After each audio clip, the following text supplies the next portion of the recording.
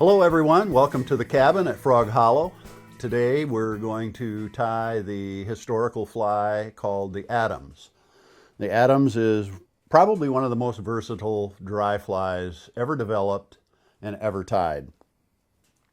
So we're going to tie the traditional Adams today, and then I'm also going to show you the other two versions, which is a modernized version of the Adams with different tailing materials. And then I'm going to also show you the parachute Adams, which is probably as popular as the other two versions. So we're going to get started. For demonstration purposes and camera purposes, I'm using a size 12 Tiemco 101. This was historically tied probably with a Mustad 94840, kind of the dry fly hook of the century. We're going to begin by dressing the hook. I'm using 6/0 thread, so we're going to go over the top of the hook, and we're simply going to wrap back on this tag that I have on my left hand to lock the thread on the shank of the hook. And we're going to build a little thread pad up here where I'm going to mount the wings. So we want the wings about a quarter of the way back from the eye of the shank. Typically we divide hook shanks for material purposes into thirds. To set the wings on the Adams, we're going to set it at about 25%.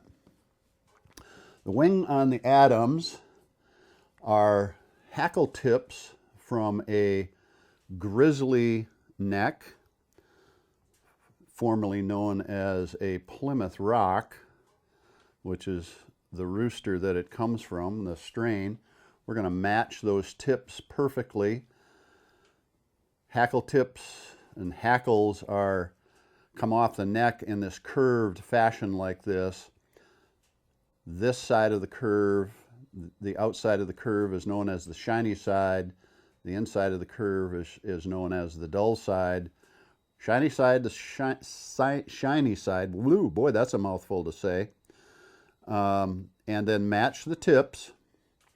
And then we're going to size those tips to the length of the shank of the hook. So we're just going to get those matched very closely, perfect if we can.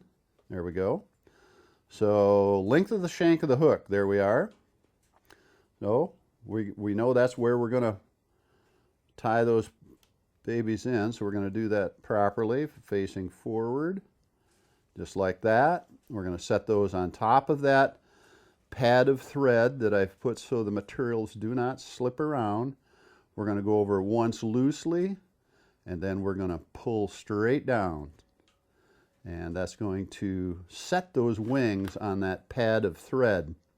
I'm going to snip out the excess. Then I'm going to grab the wings as a pair, stand them up, and I'm going to make one wrap in front, one only. Then I'm going to trim out these excess barbels right here. Be careful not to clip the wings off, which does happen from time to time. And then we're going to build a small dam of thread just so those wings set perfectly upright. Next step is to separate the wings and drop figure 8 style through the wings so that they set in a upright fashion and spent a little bit, quarter spent if you will. Okay, great. Let's put one wrap behind just to make sure that those are in the right position. And we're going to return the thread now to start building the fly, tail and body. We're going to stop the thread at the bend of the hook directly opposite the barb is where we want to start this. One thing I like to do is add one drop of clear, flexible head cement to the wing right there, right now. And that's going to set those wings so that they're there forever. And we can start now with the rest of the fly. The tail on a traditional Adams is the tippet of a golden pheasant cape. This is the feather that's on the cape of a golden pheasant. So we're going to pull 4 or 5 of those. We're going to measure those for the length of the body, transfer to our left hand, and we're going to tie those right on top of the hook, once around loose, and then tighten. And there we set the tail material for the proper length. I'm going to snip this off at right at the base of the wing. We're going to leave those barbels on so that we don't end up with a startup bump of materials. We're just going to wrap up the body like so. And then we're going to return to start our body materials. Traditionally, historically, this fly body was dubbed with muskrat fur. Today we use synthetic, so this is a superfine dubbing that is synthetic, so it doesn't absorb water. It's very fine, so it dubs very easily. And we're going to add that to our thread. We just push that alongside of the thread. We grab a little bit and we spin it counterclockwise onto the thread, then push it towards the hook shank, and now we can begin to build our body. Look at both sides of the hook so you make sure you cover your tracks. No thread showing. We don't want to be embarrassed by that. Say, who tied this fly? So we are building the body. Remember not to add too much dubbing to your thread because it's hard to take it off, but it's easy to put it back on. What we're looking to do is build this nice taper on this body, as you can see, that's starting to develop, and very, very thin back towards the tail, but the taper is building as I wrap towards the wing. And I'm going to stop just short of the wing right there, and now we have a nice tapered body from small to large. Next, we're going to select our hackle.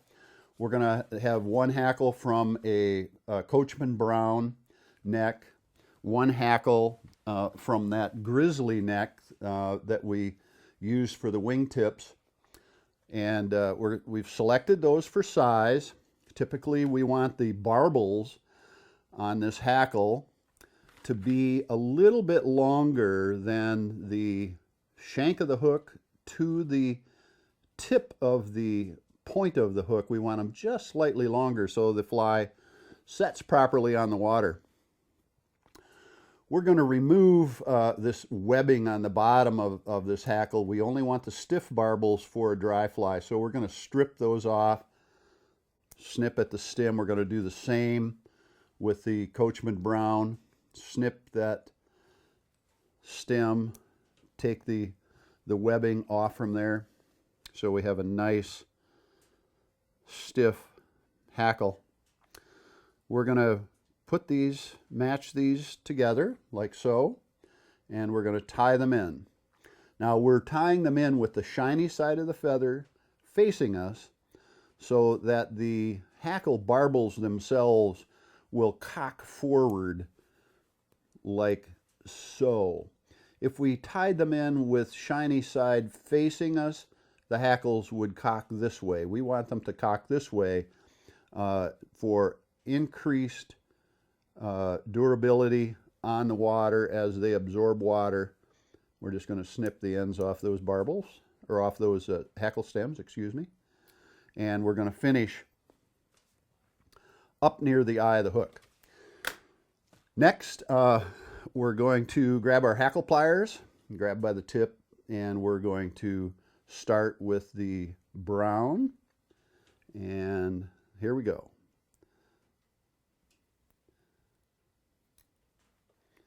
Got the right attitude on the hackle. Twice behind, jump up in front of the wing. Remember, we're putting 2 hackles on this fly, so, you know, sparse is good because we've got another one to come right behind it. And one wrap behind, two wraps behind, and snip. Don't cut your thread. Next, the grizzly. And here we go. We're going to do one wrap behind, not to change the attitude of the wing. Jump up in front. Oh, I don't like the looks of that. Let's back up here. There we go. You have to kind of nestle it between the brown hackles. You don't want to crush any of them, so we're kind of zigzagging our way through to make sure we get a nice concentric build of the hackles. One wrap behind, two wraps behind, and snip the stem. Now we're going to push any barbels back away from the eye with our thumb and index finger and just make a few wraps here for the head. Remember, you know, thread has weight, and this is a dry fly, so we don't want to add any more weight than we absolutely have to. What we're doing is just pushing the barbels back away from the eye of the fly so they don't interfere when we go to tie this to our leader. 3 or 4, I made 4 turns with the whip finisher. And keep those 3 or 4 turns as plenty. The whip finish is just a marvelous tool. Snip any guard hairs off that you might see there. I see another one right there I'm going to trim. We're going to take a look at our completed traditional Adams. Looks pretty good. The Adams